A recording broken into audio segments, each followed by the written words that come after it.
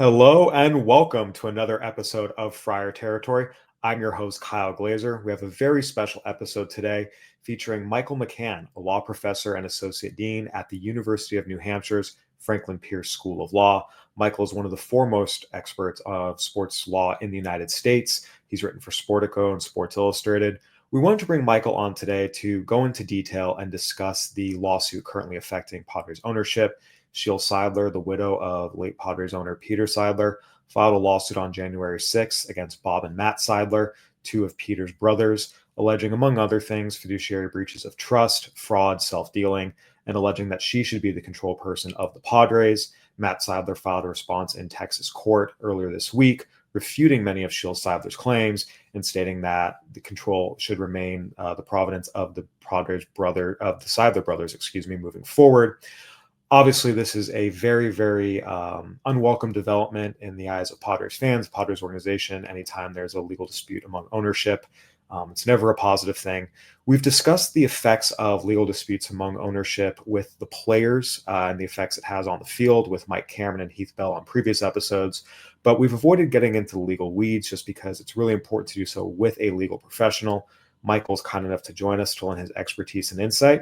We're pleased to welcome him to the show. Michael, thank you so much for joining us. Obviously, Sheel Seidler filed a lawsuit against Bob and Matt Seidler in Texas court on January 6th, alleging fiduciary breaches of duty, fraud, self-dealing, a number of other troubling allegations, as well as stating that she should be the control person of the Padres moving forward. Matt Seidler filed a response earlier this week on Monday, refuting many of her claims and allegations. When you take a step back and look at what's been filed so far, everything that's been said, everything that's been, claimed, what's your analysis of the situation? Yeah, I mean, it's difficult to handicap it in the sense that both sides are offering such conflicting accounts of the facts that without knowing who's telling the truth, I mean, they've really offered narratives that are radically different.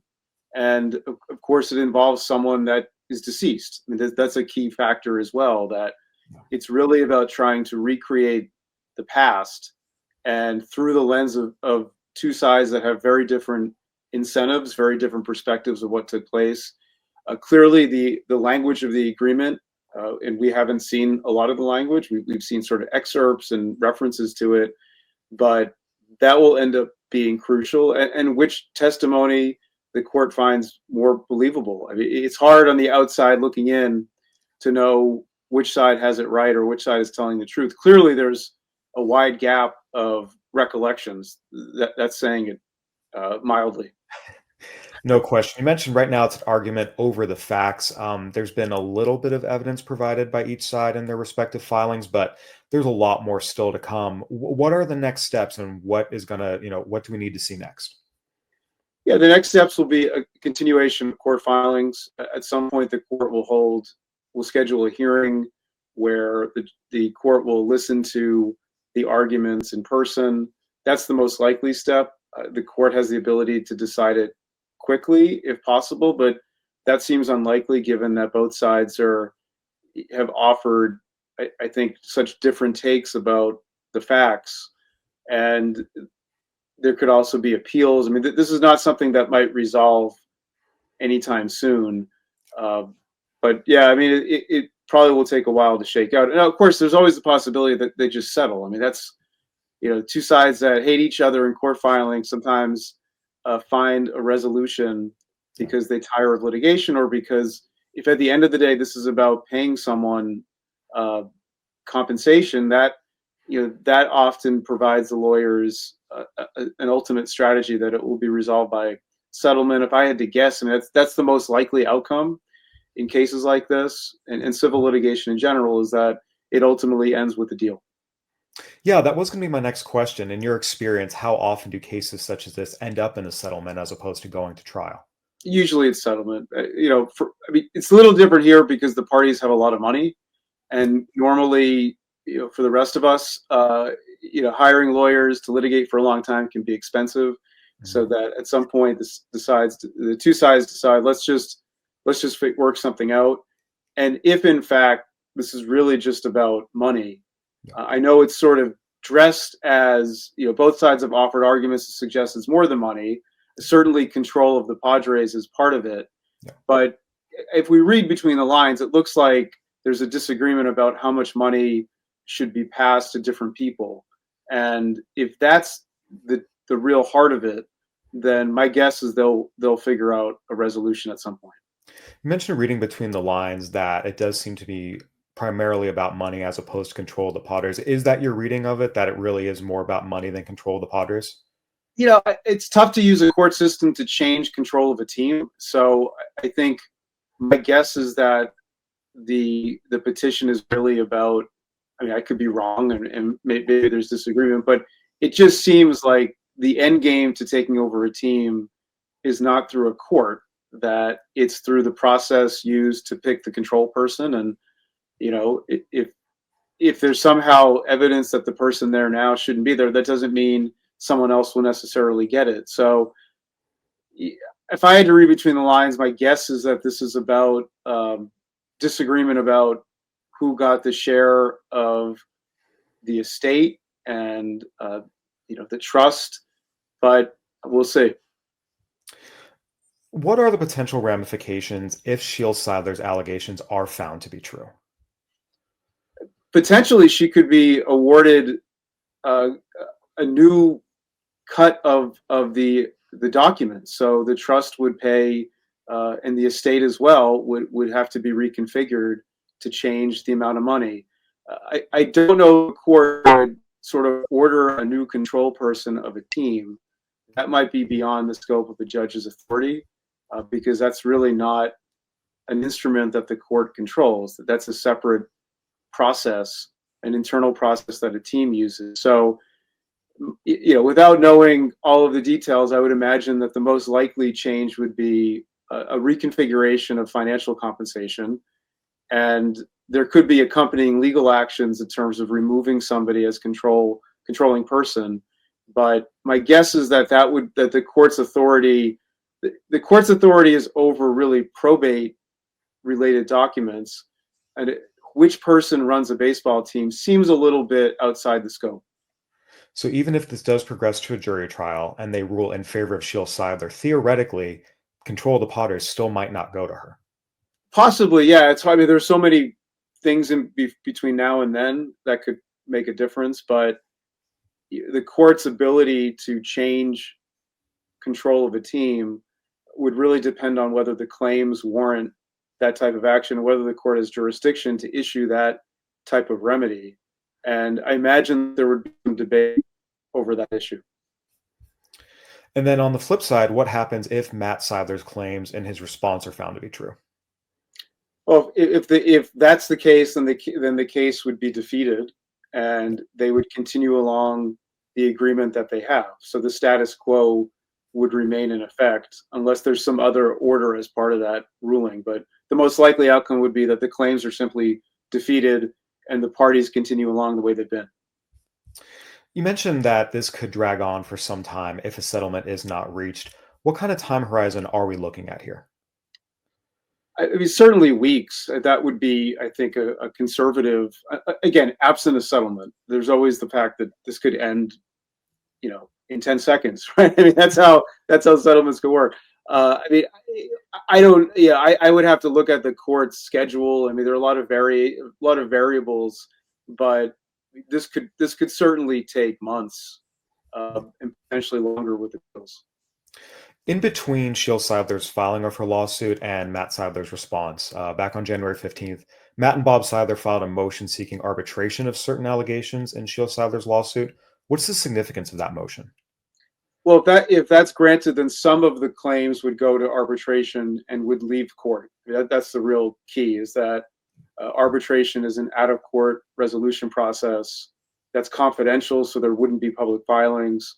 So at least some of the matter would leave court, leave the public, leave the media's ability to look at it, leave really anyone's ability to look at it, because it would be arbitration is typically confidential. So the significance would be removing some of this case out of court and out of the reach of media, fans, and others. Yeah, and that's a really important point. Generally speaking, team owners, Major League Baseball, want to avoid potential embarrassment that can come with discovery, documents going to trial.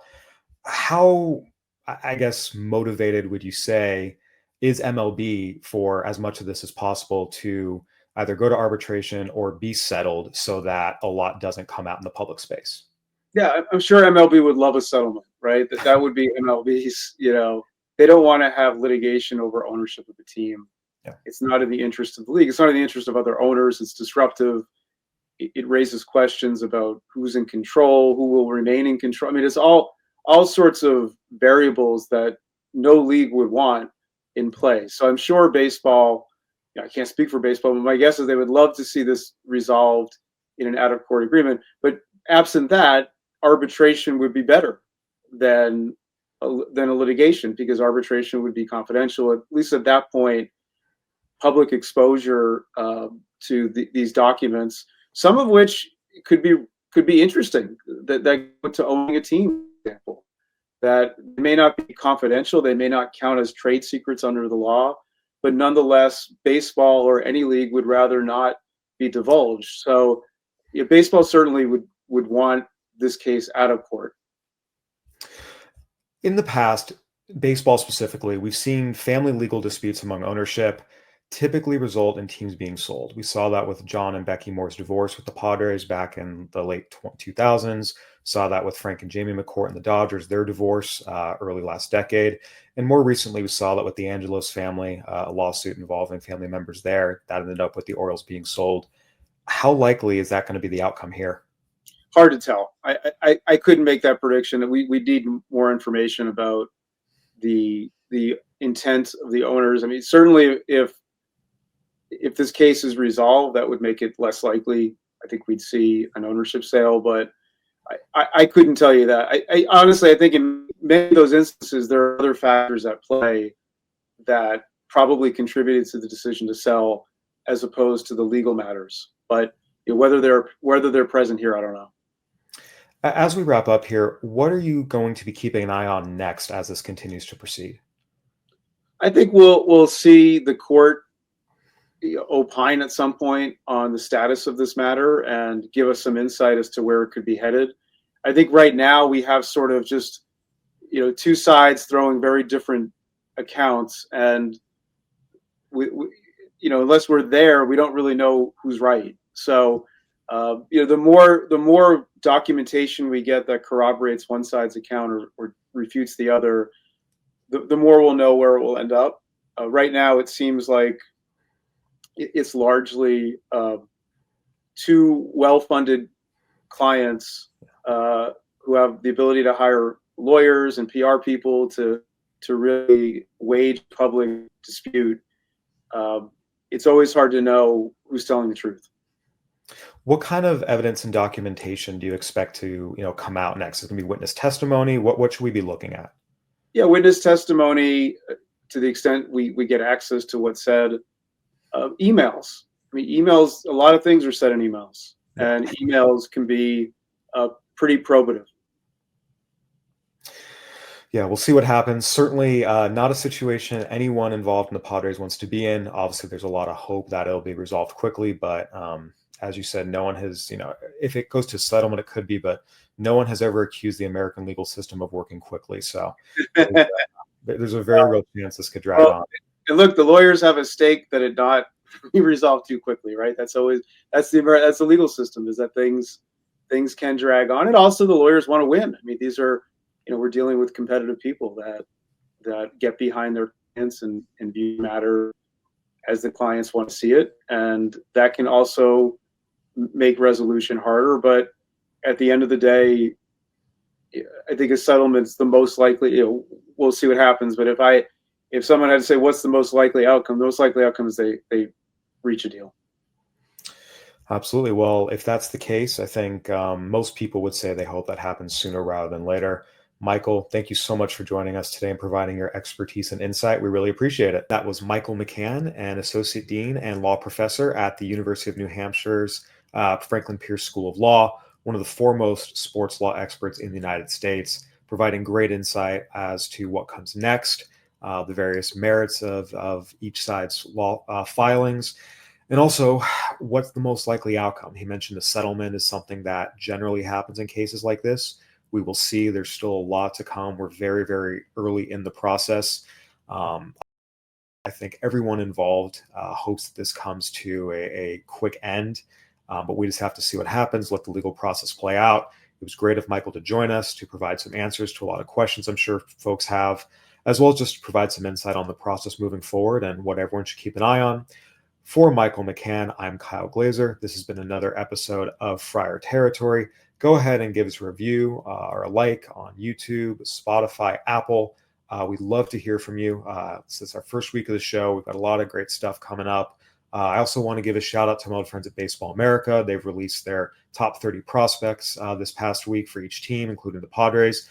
You can go ahead and scan the QR code here and use the promo code FRIAR30. Get 30% off the first year of any annual subscription. Once again, this has been Friar Territory. I'm Kyle Glazer. We'll be back next week with more shows with Mike Cameron and Heath Bell. Take care, everybody.